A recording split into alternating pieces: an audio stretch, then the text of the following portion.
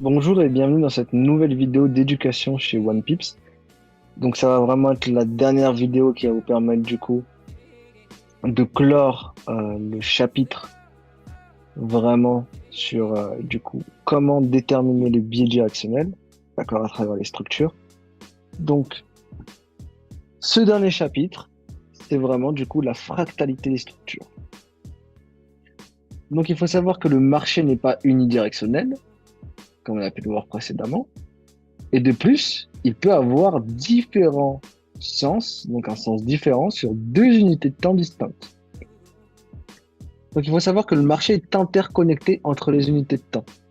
Exemple, une impulsion H1 est composée de plusieurs impulsions M15 ou M5.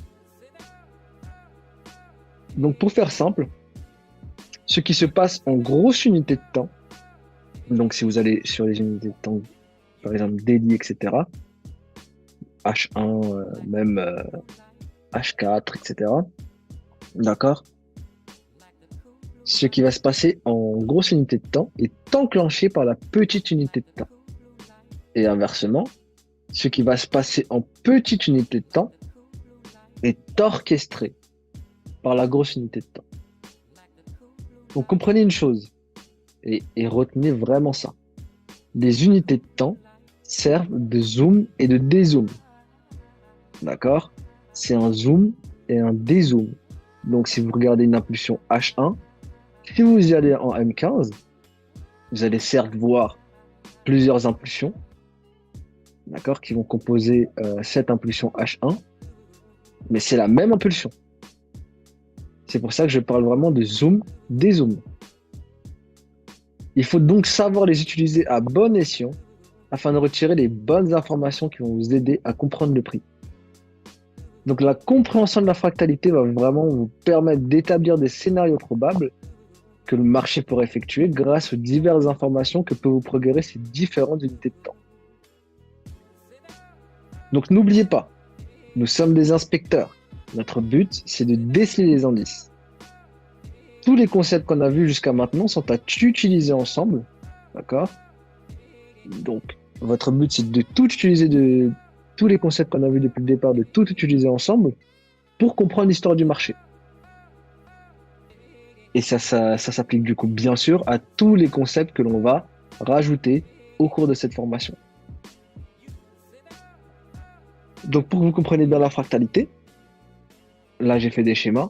Donc, par exemple, si là, on est en vue H1, donc si on voit quelque chose comme ça, donc avec des lows, des highs, un lower low, un lower high, un lower low ici, si nous allons en M5, nous allons avoir, donc si on essaie de comprendre ce mouvement-là, d'accord, qui est ici, donc que j'ai mis en rouge à ce niveau-là, ce mouvement ici et ce mouvement ici sera composé de petites impulsions. Donc on va en M5, ce high ici, c'est bien ce high à ce niveau-là, ce low ici, c'est bien ce low à ce niveau-là, ce lower high ici, c'est bien ce lower high à ce niveau-là, et ce lower low, c'est bien ce lower low à ce niveau-là. Donc le mouvement d'impulsion vers le bas que je vais mettre ici en jaune, c'est bien ce mouvement d'impulsion ici à ce niveau-là. D'accord? Donc on voit bien qu'on a un low à ce niveau-là, un high à ce niveau-là, d'accord, qui compose bien le mouvement baissier ici. Ce mouvement de retracement que nous voyons ici, c'est bien ce mouvement de retracement qu'il y a ici. D'accord? Qui est composé du coup de high, de low, d'accord? Ensuite, nous voyons un higher high, un higher low, un higher high, un higher low.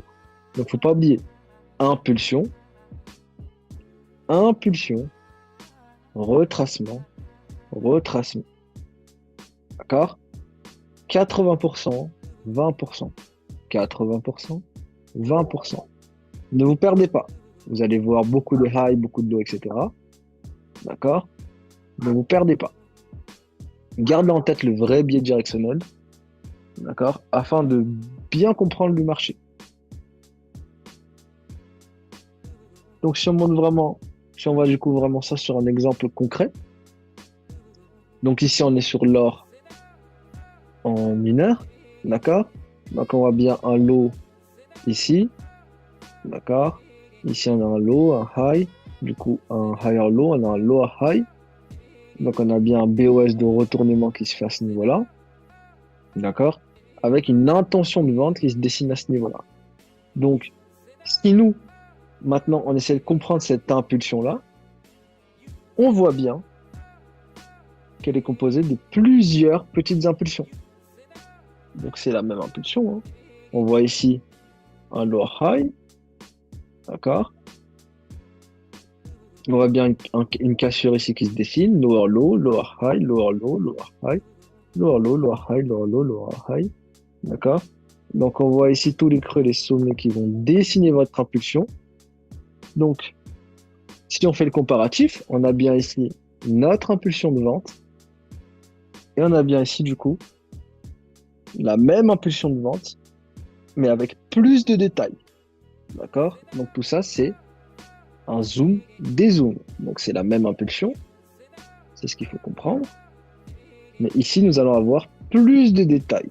C'est pour ça que je parle vraiment de zoom, dézoom. Donc voici un petit exercice pour que vous compreniez bien toute cette histoire des fractalités. Donc allez sur la paire GBP JPY du 18 mars au 22 avril 2022 et déterminez du coup les high et les lows majeurs et mineurs, les types de BOS si elles sont majeures ou mineures, les mouvements créés dans l'unité de temps du coup en daily H4. D'accord? Donc, votre but c'est vraiment de comprendre ces mouvements-là. Aidez-vous vraiment du daily H4, H1 pour effectuer cet exercice. Donc, utilisez ce travail de zoom, dézoom. Adaptez votre unité de temps en fonction de la vue qui vous arrange pour mieux comprendre le prix.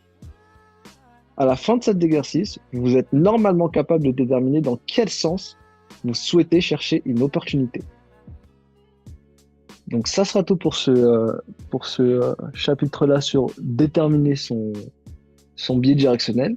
D'accord? Donc, à partir de ce moment-là, si vous maîtrisez tous les concepts précédemment utilisés, vous êtes capable de savoir quel biais directionnel le marché a actuellement, quel est le vrai biais directionnel, quel est le biais directionnel actuel, d'accord? Et qu'est-ce que vous tradez? On se retrouve du coup pour une prochaine vidéo.